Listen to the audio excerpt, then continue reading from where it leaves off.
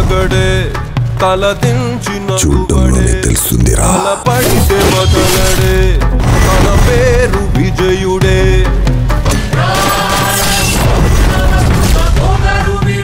వాడిని కంటిన్యూస్గా వర్క్ చేస్తూనే ఉండండి. వెళ్ళేం చెప్పావు? తక్కువ కేసు వాపస్ తీసుకున్నాడు.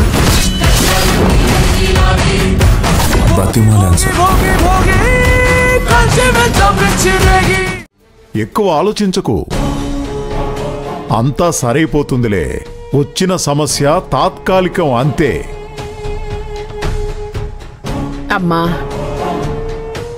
అన్ని సమస్యలకి ఒక పరిష్కారం ఉంటుంది. అమ్మా, మళ్ళీ శాంతమ్మ సుజాత ఇంటికొచ్చేస్తారులే. వాళ్ళని నేను చాలాసార్లు కోప్పడ్డాను, అహంకారంతో ప్రవర్తించాను. మీ అమ్మ చనిపోయిన తర్వాత ఆ స్థానంలో నిలిచింది శాంతమ్మ. మీ అన్న వెళ్ళిపోయాక ఆ ప్లేస్ తీసుకుంది శాంతమ్మ. నువ్వు కావాలని తన బయటికి పంపించలేదు కదా, తను బతకాలని ప్రాణం నిలబెట్టాలనే కదా అలా చేశావు. ఇంట్లోంచి వెళ్ళిపోతే ఏమ్మా, శాంతమ్మ ఎక్కడో ఒక చోట బతికే ఉంది కదా. అదే కదా శివగామి నీకు కావలసింది, అదే కదా జరిగింది. కొన్ని రోజుల పాటు కొన్ని బాధల్ని తట్టుకోవాలమ్మా. నీ కష్ట సుఖాలని పంచుకునే వ్యక్తి ఇంట్లో లేదు అన్న వెలితి తప్పితే ఇంకేం లేదు కదా వదినా. ప్రతి సమస్యకు పరిష్కారం ఉంటుందమ్మా. నువ్వేం ఎవరికి అన్యాయం చేయలేదు. ఆ దేవుడికి కూడా నీకు ద్రోహం చెయ్యాలనిపించదు. నిన్ను కష్టపెడుతున్నాడంతే. ఏదో నిన్ను పరీక్షిస్తున్నాడు. అంతా కర్మఫలం. జ్యూస్ తాగమ్మా.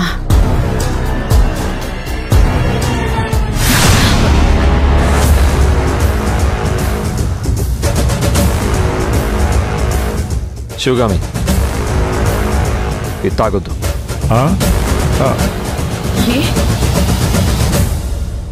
ఏమైంది? ఎందుకు తాగకూడదు? ఎవరో రోడ్డును వెళ్లేవాళ్ళు ఈ జ్యూస్ ఇచ్చినట్టయితే నేను వద్దనేవాణ్ణి కాదు, లాక్కునేవాణ్ణి కాదు. కానీ ఇది ఇస్తుంది మా ఇంటి మనుషులు.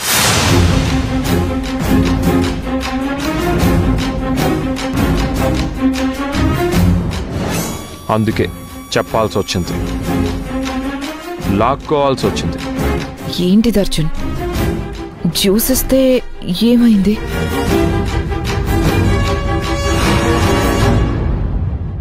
వాళ్ళు బాధలో ఉన్న నన్ను ఓదారుస్తున్నారు, అంతేగా చేసింది. వీళ్ళ గురించి నీకు ఇంకా పూర్తిగా తెలియలేదా?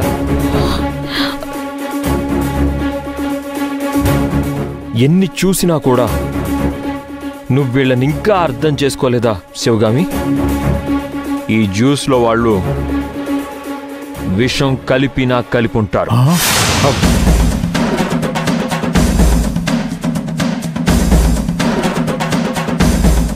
నీకు తెలియదంతే. ఏం మాట్లాడుతున్నావు అర్జున్? నేను ఇంటికొచ్చిన గెస్ట్ని, నేనెందుకు అలా చేస్తాను?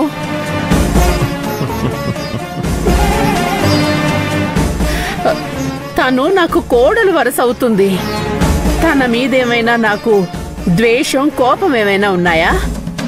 రుద్రాణి పిన్ని, నువ్వు కలపకపోయినా నిన్ను కలిపేలా ప్రోత్సహించి నువ్వు కొత్తగా వచ్చావు కాబట్టి మంచిగా నటించేసి నిన్ను శివగామి మీదకి ఉసిగొల్పొచ్చు కదా.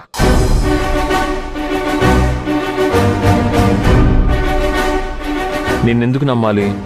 ఎలా నమ్మాలి? నువ్వు కూడా ఆ తాను ముక్కవే కదా.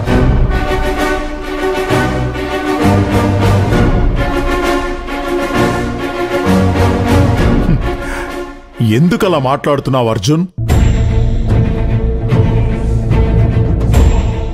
అన్నయ్య, మేమంతా కాని పని ఏం చేశామని? నువ్వు అనాథగా ఉన్నప్పుడు నిన్ను చూసుకొని చదివించి నువ్వు ఎదగడానికి కారణమైనందుకు నువ్విస్తున్న ప్రతిఫలం ఇదేనా? మేం మనుషులం కాదా? మేం మృగాలమా? మీరేం చేస్తున్నారో ఏం చేస్తారో మీరే ఆలోచించండి. మీకే అర్థం అవుతుంది మీరేంటో.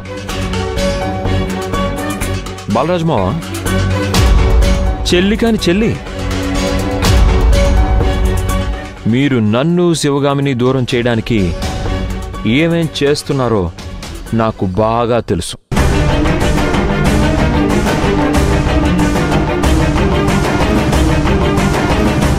మీరు ఎవరితో చేతులు కలిపారో కూడా తెలుసు. చిన్నపిన్ని, నువ్వు వీళ్లతో చేతులు కలిపే ఉంటావు. అమ్మలేని లోటు తీర్చడానికి వీళ్ళకి ఒకరు కావాలి కదా, అందుకే నిన్ను పిలిపించినట్టున్నారు. మీరంతా ఒక్కటే. నాకన్నీ తెలుసు, అంతా తెలుసు.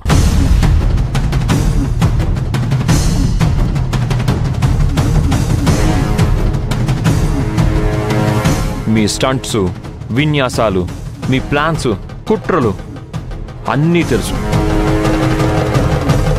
తెలిసినా తెలియనట్టే ఉంటాను. చూడండి, మీరేమీ చెప్పకండి. సరే, మేమేం మాట్లాడాం. మేమేం మాట్లాడినా అది తప్పుగానే ఉంటుంది. సరేనమ్మా, నీకు నమ్మకం లేదు అంతేగా?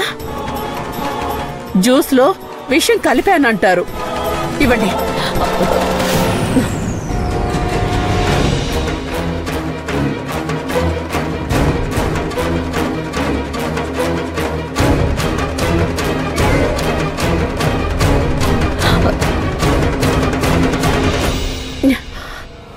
ఇప్పుడు నమ్మకం కలిగిందిగా?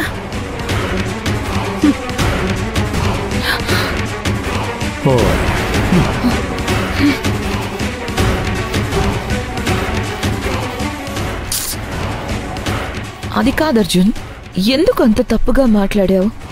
అంతా తెలిసి నువ్వు నమ్ముతున్నావా వాళ్ళని? చూడు, నేను వాళ్ళకి మర్యాద ఇవ్వలేను. వాళ్ళని నేను గౌరవంగా చూడలేను. వాళ్ళ బుద్ధి అలాంటిది.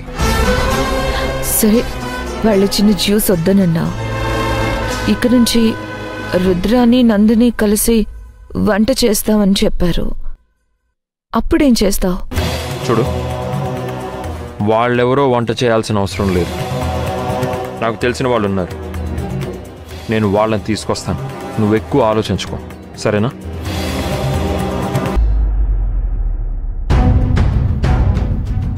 శివగామి, శివగామి, శివగామి.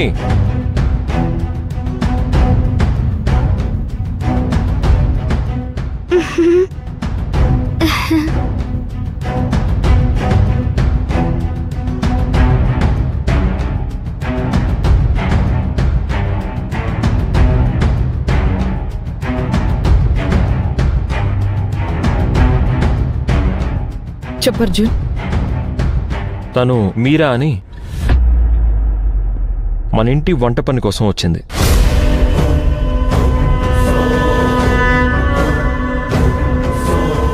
ఓహో, ఇది అసలు ప్లాన్ అన్నమాట. నిన్న అందుకేనా అరిచాడు? ఈమె నిజానికి మెయిడ్ కాదు. ఈమె నా ఫ్రెండ్ రితేష్ ఉన్నాడు కదా, అతని భార్య.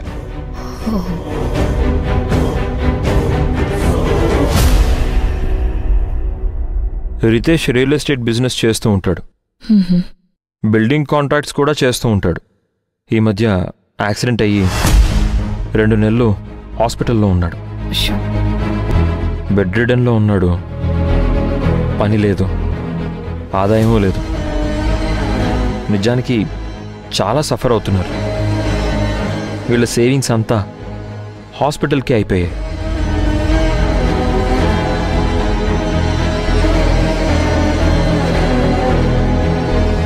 ఈమె ఇంతకుముందు ఎక్కడ పని చేయలేదు, కానీ వంట మాత్రం బ్రహ్మాండంగా చేస్తారు. ఓహో,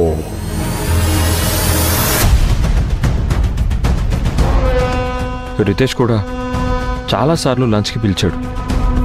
వీళ్ళింట్లో నేను చాలాసార్లు లంచ్ కూడా చేశాను. నేను అడగాల వద్దా అని డౌట్తోనే అడిగాను. మాకు షెఫ్ అవసరం ఉంది, మీరు వచ్చి పని చేస్తారా అని.